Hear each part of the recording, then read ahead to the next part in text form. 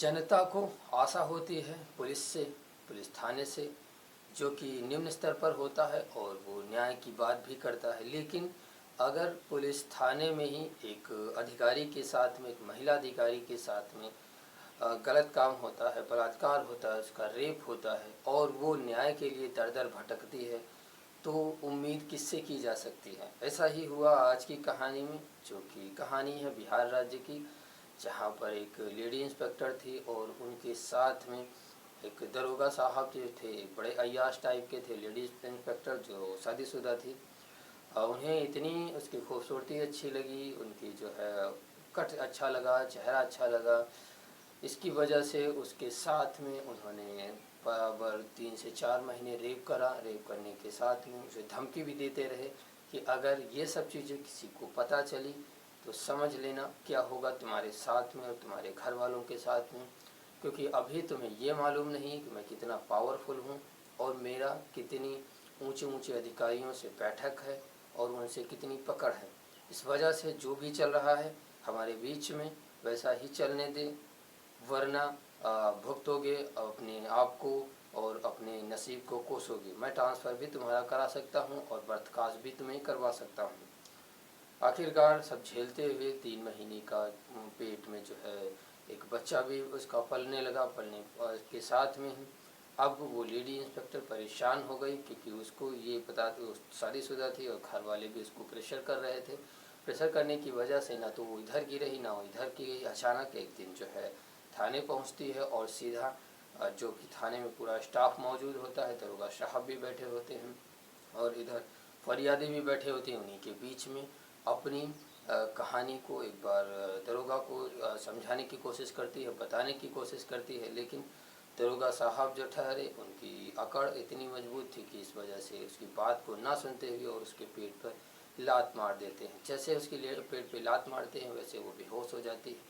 उठाकर उसको हॉस्पिटल में भर्ती कराया जाता है। भर्ती कराने पर डॉक्टर साहब जो उसका बच्चे का अबॉर्शन कर देते हैं और जैसे ही वो होश में आती है तो उसे बताते हैं कि तुम्हारे पेट में ऐसा इतने इतने महीने का बच्चा पल रहा था और हमने अगर उसका अबॉर्शन ना करते तो ज़िंदगी तुम्हारी भी खतरे में हो सकती थी। इस कहानी के साथ में ही अब वो परेशान हो गई। परेशान होने पर जो है फिर से वो हिम्मत जुटाती है और हिम्मत जुटाने पर मुख्यालय जाती है पटना। वहाँ पर वो शिकायत करती है। नमस्कार, मेरा नाम अमित कुमार, स्वागत करता हूँ अपराधपुर के यूट्यूब चैनल पर। आशा करता हूँ आप सभी लोग अच्छे होंगे और अपनों का ख्याल रख रहे होंगे। बस इन्हीं दुआओं के साथ में, इन्हीं करामात के साथ में मैं आपसे एक नई कहानी के साथ में, नई कलेवर के साथ में आपके साथ रूबरू हुआ हूँ। और आज आपको एक ऐसी कहानी सुनाएंगे जो कि कहानी है भारत के बिहार राज्य की। बिहार राज्य जो अपने आप में खूबसूरत हुआ करता था किसी ज़माने में, उसी का मुख्यालय, उसी का एक मेन सिटी पटना है। पटना के आसपास में एक जक्कन थाना लगता है। जक्कन थाने की ये करतूत है। सब इंस्पेक्टर और इंस्पेक्टर के बीच में उनकी रंगरलियाँ जो भी मन रही थी, जो कि ज़बरदस्ती हो रही थी, जबरन उनके साथ में जो रेप हो रहा था, आज कहानी उसी को बयां करेंगे इस वीडियो के माध्यम से। कहानी को बयां करने से पहले हम सबसे पहले चलेंगे 15 सितंबर 2023 में वापस। 2023 क्योंकि स्टार्टिंग वहीं से हुई थी, वो दिन था 15 सितंबर का। जैसा कि फरियादी ने अपनी रिपोर्ट में कहा है, आला अधिकारियों से उसने बताया है, 15 सितंबर के ही दिन अचानक एक दिन दरोगा साहब जो है, वहाँ की जो लेडी इंस्पेक्टर होती हैं अमिता, उनसे बोलते हैं कि तुम कुछ ऑफिस का काम है, कुछ ज़रूरी काम है, उसके लिए आपको जो है घर आना होगा। घर पर कुछ फाइल्स लगी हुई हैं, उनको निपटान करने के लिए तुम्हारी ज़रूरत है। तो अमिता नॉर्मली जैसे कि हर दिन होता था वैसे ही वो उस पर भरोसा कर लेती है। लेकिन उसे ये नहीं पता होता है कि उसकी निगाह गीदड़ से निगाह, चीते से निगाह, उसके शरीर को भोग करने के लिए, उसकी शोषण करने के लिए वो उसको फॉलो कर रहा होता है कम से कम 6 महीने पहले से ही। लेकिन कुछ चीज़ें ऐसी हो रही थी जिनकी वजह से दोनों का मिलना नहीं हो पा रहा था। इस वजह से उसने एक प्लान बनाया। प्लान के तहत उसको घर में बुलाया। जैसे ही वो घर में पहुंची तो उसको सोफ़ा जो होता है, सरकारी जो बंगला होता है, उसी में वो दरोगा साहब रह रहे होते हैं और सब इंस्पेक्टर जैसे पहुंचती हैं अपनी गाड़ी से, वैसे ही उनको सोफ़े पर बिठाया जाता है। बिठाने पर घर में अकेले दरोगा साहब ही उस समय होते हैं और से पूछते हैं कि और सब खैरियत है। हालचाल पूछने के बाद में उनसे बोलते हैं चाय लोगी या कॉफ़ी। लेकिन अमिता थोड़ी सहमी सहमी होती है क्योंकि घर में कोई लेडीज़ होती नहीं है। और अचानक दरोगा साहब बुलाते हैं। दरोगा साहब जब चाय कॉफ़ी पूछते हैं तो बोलते नहीं नहीं कुछ नहीं, जो है सर हमें काम बताएं जिस वजह से आपने हमें बुलाया, क्योंकि हमें जाना भी है, घर भी जाना है। वो शादीशुदा थी, इस वजह से उसके अभी घर भी देखना था। दरोगा साहब बोलते हैं नहीं आप बैठो, मैं आपके लिए कॉफ़ी बना के ला। साहब का आदेश था, जो उच्च अधिकारी थे उनका आदेश था, इस वजह से वो मना भी नहीं कर सकती थी। और वो दरोगा साहब जो है कॉफ़ी बनाने लगे। बनाते बनाते अचानक उस कॉफ़ी में उन्होंने कुछ नशीला पदार्थ डाल दिया, जिसकी वजह से जो दरोगा साहब की चाल थी वो कामयाब होने वाली थी। इस वजह से उन्हें करतूत उनके दिमाग में सूझ रही थी और लाते हैं। दोनों लोग बैठकर पीते हैं। कॉफ़ी पीने के बाद में मात्र 5 से 10 मिनट में ही अमिता को चक्कर सा आने लगता है और वो वहीं पर लेट जाती है। फिर उसके बाद में दरोगा साहब, जो उनके अंदर हवस की भूख थी, जो उनके अंदर शख्स की भूख थी, वो सब उतार देते हैं उस इंस्पेक्टर के साथ में। और उसके जो है न्यूड कर देते हैं, पूरे शरीर के कपड़े उतार देते हैं, साथ में वीडियो भी बनाते हैं, रेप का बनाते हैं उसके साथ में। अब वो वीडियो उनके पास में होता है, जैसे हो उसकी अब इनका पूरा हवस जो है उतर चुकी थी। अब कपड़े पे पहन कर अपना ओके हो गए थे। इधर जो अमिता होती है, सब इंस्पेक्टर होती है, उसको होश आता है। होश आने पर जैसे ही वो उठती है तो अचानक उसको महसूस होता है कि मैं तो जो है सोफे पर थी और इस पर पलंग पर कैसे आ गई। और ये दिमाग में ख्याल आते ही उनका नजरें जब शरीर पर पड़ती हैं, शरीर के बदन पर पड़ती हैं, तो वहाँ पर कोई भी एक भी कपड़ा उनके शरीर पर मौजूद नहीं था। नग्न अवस्था में लेटी हुई थी और न्यूड अवस्था में लेटी हुई थी। अब उसे ये नहीं पता चल रहा था कि ऐसा क्या हुआ, किसने किया, मैं यहाँ कैसे।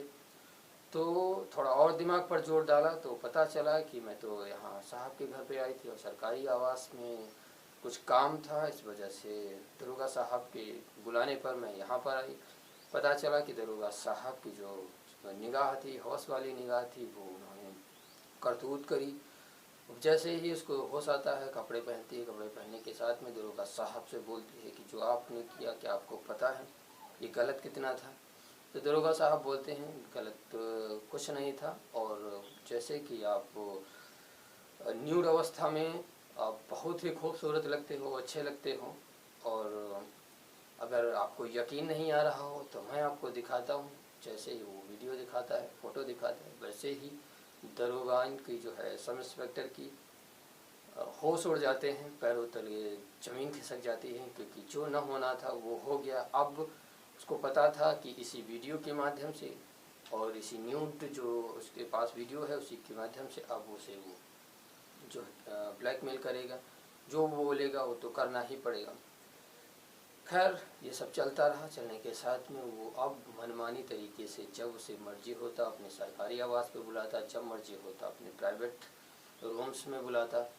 अब मजबूरी हो गई थी। इधर उसका जो है जो घर में उसकी जो फैमिली थी वो भी परेशान थी, क्योंकि अब घर में वो बता नहीं थी। रात में कभी कभी 10-10 बजे वापस घर में जाना और पूछने पर, कारण पूछने पर वही बता देना कि थाने में कुछ ज़रूरी काम की वजह से लेट आए। लेकिन आखिरकार ऐसा और चलते चलते कुछ महीने बीतते हैं। बीतने के बाद में अचानक उस इंस्पेक्टर के अमिता के अंदर हिम्मत आती है और जाकर वो सीधा थाने में खड़ी हो जाती है। थाने में उस समय पूरा स्टाफ मौजूद होता है, दरोगा साहब भी मौजूद होते हैं और फरियादी भी मौजूद होते हैं। उन्हीं के सामने अपनी उस व्यथा को, अपनी उस कहानी को दरोगा साहब से बोलती है, बताती है कि आपने जो किया है वो गलत है, अब बस रहने दो, जो हो चुका वो हो चुका, अब यहीं तक बात यहीं से समाप्त करो। अब आगे हम नहीं चाहते कि रिश्ते में खटास आए या किसी को पता चले इसके बारे में। इसलिए आपसे यही अनुरोध है कि आप अधिकारी हैं, आपसे यही उम्मीद करते हैं कि आप जितनी जल्दी हो सके इस चीज़ को समझ सकेंगे दिमाग से और ये सब चीज़ें यहीं पर छोड़ सकेंगे। लेकिन वो इस चीज़ को मारने को तैयार नहीं हुआ और गुस्से में तिलमिलाते हुए उठा और उसके पेट पर लात मार दिया। जैसे ही उसके पेट पर लात पड़ी, लात पड़ने पर ही वो वहीं पर बेहोश हो गई। बेहोश होने पर उसको जो है पास के जितना भी स्टाफ था उठाकर उसको सरकारी हॉस्पिटल में भर्ती कराया। सरकारी अस्पताल में भर्ती कराने पर वहाँ पर उसका ट्रीटमेंट चला, इलाज चला। लेकिन कुछ समय बाद में जैसे ही उसको होश आता है, पता चलता है, डॉक्टरों के द्वारा उसे बताया जाता है कि तुम्हारे पेट में बच्चा पल रहा था, उसका अबॉर्शन हमें करना पड़ा। अबॉर्शन ना करते अगर तो ज़िंदगी तुम्हारी भी खतरे में आ जाती, इस वजह से मुझे ये सब करना पड़ा।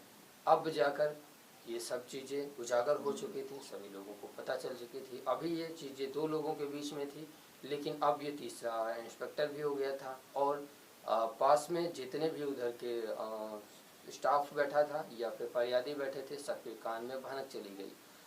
और ये सब धीरे धीरे उड़ते उड़ते सोशल मीडिया के माध्यम से, पत्रकारों के माध्यम से पूरे पटना शहर में फैल गई। पटना शहर में जैसे ही फैलती है वैसे पूरे देश में इस कुकृत्य की घटनाएं फैल जाती हैं। और अब उस लेडी के अंदर हिम्मत आ चुकी थी, क्योंकि उसने अब वो खो चुका था जो उसके साथ में कर रहा था। पूरे शहर में आग की तरह ये खबर फैल जाती है। हिम्मत जुटाने के साथ में वो अपने पति के और एक और अधिकारी के साथ में पहुंचती है पटना मुख्यालय। जक्कनपुर थाने से पटना मुख्यालय पहुंचती है। वहाँ पर मेन जो अधिकारी होती हैं, एसपी सिटी होती हैं, स्वीटी, उनसे शिकायत करती है। शिकायत करने के साथ में उनके द्वारा 2 लोगों की गठित टीम बनाई जाती है। गठित टीम में महिलाएं होती हैं और महिलाएं उनकी SC/ST एक्ट के तहत उनका मुकदमा दर्ज करती हैं। साथ में इधर 30 नवंबर की बात है, जब गायब हो जाता है तुम्हारा दरोगा और बोलता है 6 दिन की छुट्टी पर जा रहे हैं। 6 दिन की छुट्टी पर जाने की बात बोलकर वो गायब हो जाता है। पूरा दिसंबर भी निकल जाता है और 15 जनवरी का समय आ जाता है। बरामदगी होती है, FIR लॉन्च करी जाती है। लेकिन जैसे ही कोई आला अधिकारियों का करतूत ये भी होती है कि वो इतने दिनों में इतना अंदर से स्टिक बना चुका था, जिसकी वजह से अधिकारी उसे बर्खास्त न करने की वजह से उसे सहरसा जिले में तैनात कर देते हैं, जहाँ पर पत्रकारों के द्वारा उनसे बात करी जाती है, इस मामले की घटना को पूछा जाता है। तो उनसे पहले तो नॉर्मली जैसे फरियादी के फ़ोन आते हैं या अधिकारियों के फ़ोन आते हैं, उसे उठाता। जैसे इस चीज़ के बारे में उससे सवाल किए जाते हैं, वैसे फ़ोन को काट देता, ना तो फ़ोन से बात करता, ना ही इस पर कोई अपनी राय या कमेंट देने की कोशिश करता। इस वजह से SC/ST एक्ट के तहत दर्ज कर लिया गया। दर्ज करने के बाद में अब ये मामला कोर्ट पहुँच चुका है। जैसा ही आदेश देगा वो कर रहा है, कम से कम 3 महीने चलेगा। उसमें जैसा भी अगर इसमें कहना है कि हो सकता है कि अपने प्राइवेट लाभ के लिए हो सकता है ऐसा आरोप लगा रहे हो, पद का लाभ ले, प्रमोशन का लाभ ले और ये दरोगा एक खास हो सकता है, ये सही भी हो सकती है। फरियादी ने अपनी कहानी सुनी, इसमें कोई गलत नहीं हो सकता है। दोनों चीज़ें कोर्ट में विचाराधीन है। कोर्ट जाकर फैसला करेगी कौन गलत है कौन सही है, किसी को सजा मिलनी चाहिए। लेकिन पुलिस अधिकारियों की करतूत यहाँ जो देखोगे तो नुकसान होता है और उसको दूसरे थाने पर से तैनात कर दिया जाता है। एक लड़की के साथ सब इंस्पेक्टर के साथ होनी करतूत करी जाती है और उस पर कोई भी बड़ा एक्शन नहीं लिया जाता है। आखिरकार कोर्ट का सहारा लिया जाता है। कोर्ट के आदेश करेगी, आम आदमी का, पब्लिक का भरोसा। तो जब हमारे देश में आदमी फरियादी ही, पुलिस स्टाफ ही, महिला स्टाफ ही सेफ नहीं है, उनके साथ में घिनौनी हरकत करी जाती है, उनके साथ रेप करा जाता है और न्याय के लिए 3 से 4 महीने